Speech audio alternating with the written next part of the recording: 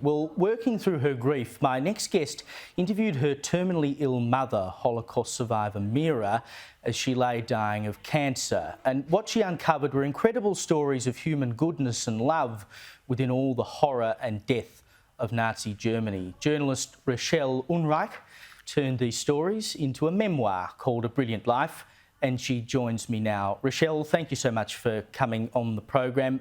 Tell me a bit about the stories your mother told you and why you thought it was so important to write this book. I think the catalyst for this book was during the Holocaust, my mother had seen incredible horror. She'd been through 4 concentration camps, including Auschwitz, and on a death march.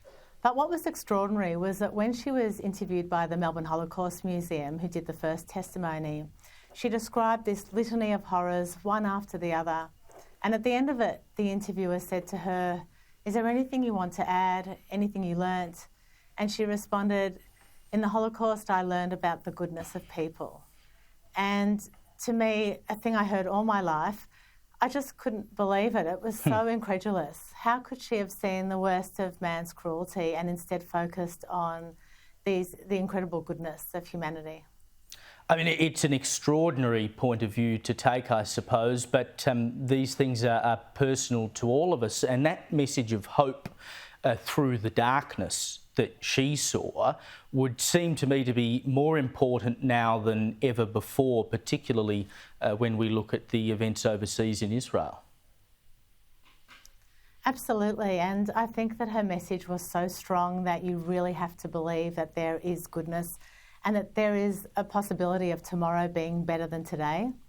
One of the things that really struck me was after her death, I looked through some old birthday cards that she wrote me. She was a very effusive writer of birthday cards. And in one, I was going through a tough time, and she wrote in capital letters in the middle of nothing, "The happiness is near." And I thought, what does that mean? Is that a prediction?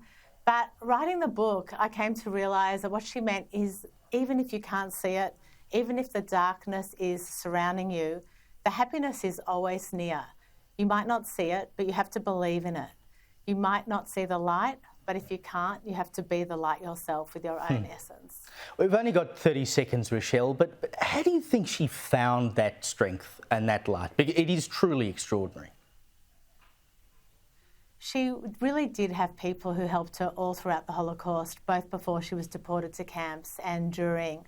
People who intervened to save her life, people who hid her, women in camp who did jobs instead of her. And so she had evidence of it, and she was resilient, she was proud, she was strong, she had hope and she had faith. Rachelle Unreich, thank you so much for joining me to tell that story. And A Brilliant Life is the memoir. You can find it in all good bookstores.